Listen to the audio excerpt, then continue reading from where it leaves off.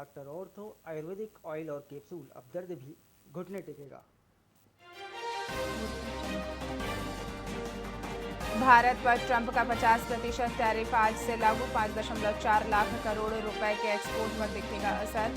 America में भारतीय jewellery कपड़ों की डिमांड 70% तक घटने के आसार।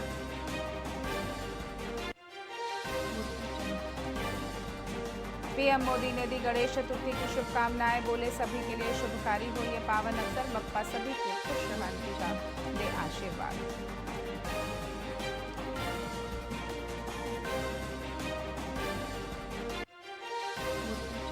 घर घर में बप्पा का आगमन शुरू। चौक चौराहों पर सजे पंडाल। दोपहर 1:45 तक स्थापना का शुभ मुहूर्त।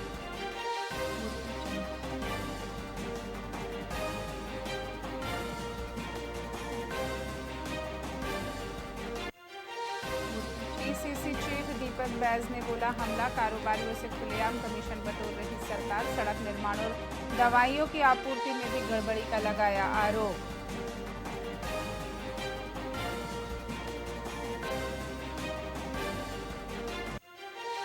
दरभा में नाले में बही कार। पति पत्नी समेत 2 बच्चों की मौत। ड्राइवर ने तैरकर बचाई जान।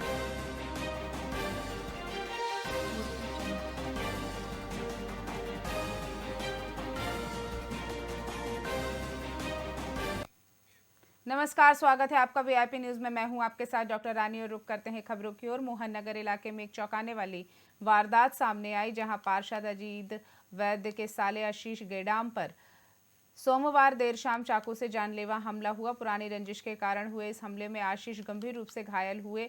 घटना की सूचना मिलते ही मोहन नगर थाना पुलिस तुरंत हरकत में आई। थाना प्रभारी केशव कौसले के नेतृत्व में टीम ने 24 घंटे के भीतर आरोपी प्रांजल देवांगन को रायपुर से गिरफ्तार किया। इस त्वरित कार्यवाही और सफल कार्यवाही के लिए पार्षद ने पुलिस टीम की जमकर सराहना की। मैं मोहन नगर थाने के तमाम सिपाही और तमाम पुलिस वालों को तहे दिल से धन्यवाद दूंगा।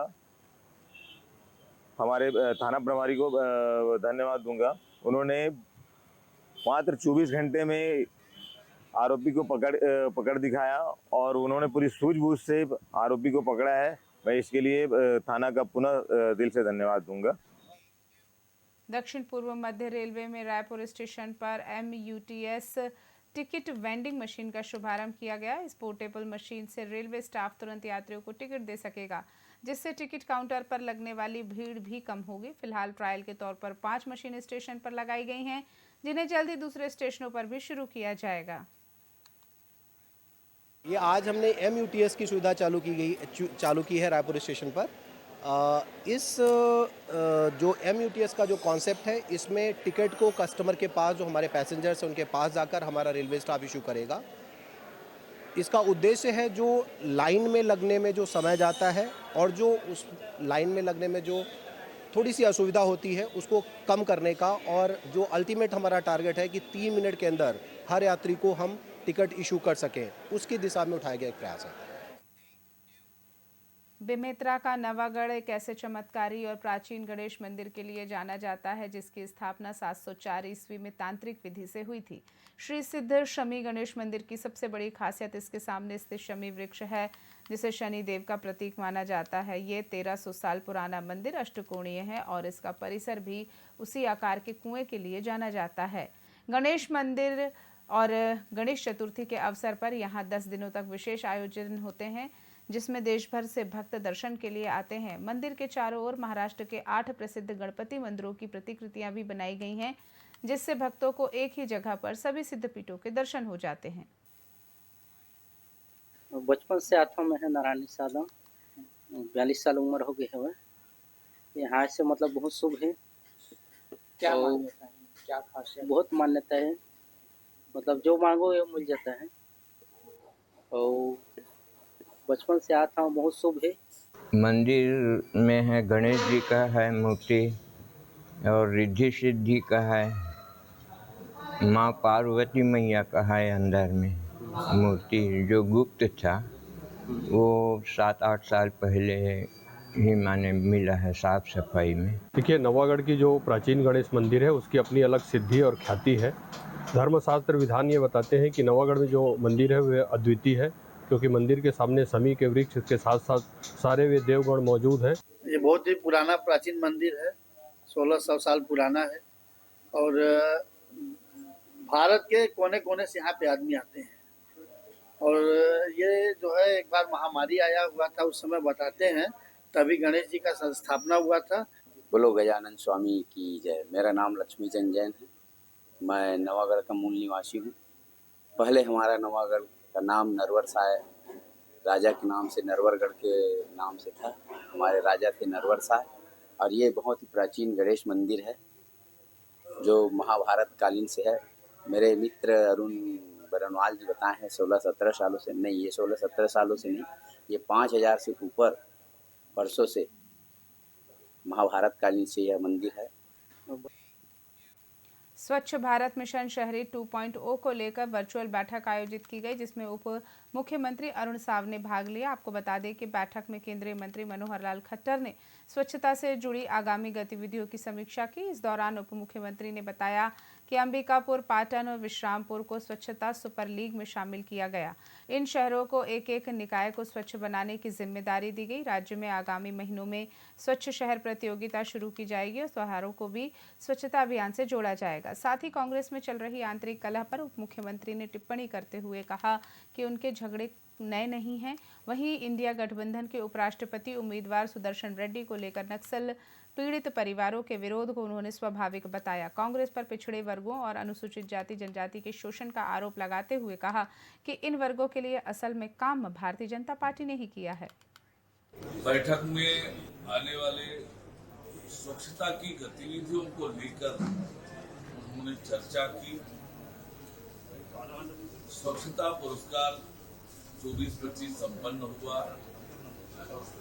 उसमें हमारे 3 शहर स्वच्छ सुपर लीग में चयनित हुए। अब इस अभियान को और बढ़ाने के लिए ये जो स्वच्छता सुपर लीग में चयनित जो शहर हैं वो अपने साथ एक एक निकाय को और स्वच्छ बनाएंगे और आगे चल के उन दोनों शहरों के आधार पर रैंकिंग होगी और एक विस्तृत कार्य योजना स्वच्छता को लेकर, स्वच्छता के लिए जो गतिविधियां अलग अलग राज्यों में चल रही है उन सब की समीक्षा उन्होंने की है। देखिए, कांग्रेस के नेताओं की झगड़ा कोई नया नहीं है। आपस में कभी नेतृत्व को लेकर, पद को लेकर इनके झगड़े होते ही रहते हैं और ये झगड़ा भी उसी का सिलसिला है। वास्तविकता ये है कि कांग्रेस अपनी प्रासंगिकता खोती जा रही है। देखिए, कांग्रेस पार्टी जब सत्ता में रहती है तो अनुसूचित जाति, अनुसूचित जनजाति, अन्य पिछड़ा वर्ग को उपेक्षित करते हैं, शोषित करते हैं। हमेशा से इन वर्गों का वोट लिया पर इनके विकास और तरक्की के लिए कोई काम नहीं किया। भिलाई की प्रमुख फल मंडी में मोबाइल टावर लगाए जाने का स्थानीय व्यापारी और रहवासियों ने कड़ा विरोध किया। उनका कहना है कि टावर से निकलने वाला रेडिएशन लोगों के स्वास्थ्य पर बुरा असर डाल सकता है। इस मुद्दे पर व्यापारियों ने एकजुट होकर दुर्ग कलेक्टर और पुलिस अधीक्षक को ज्ञापन भी सौंपा। वे प्रशासन से मांग कर रहे हैं कि इस व्यस्त और सार्वजनिक स्थान पर टावर लगाने की अनुमति न दी जाए।